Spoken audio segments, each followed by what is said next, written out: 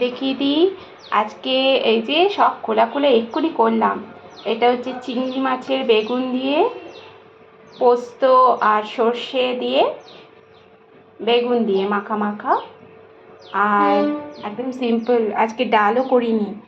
এটা হচ্ছে পালং শাক রসুন দিয়ে ভাজা, আর এটা সকালের তরকারি রুটির।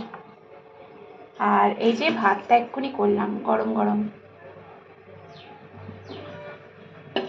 আর এখন 9:30 মতন বাজে।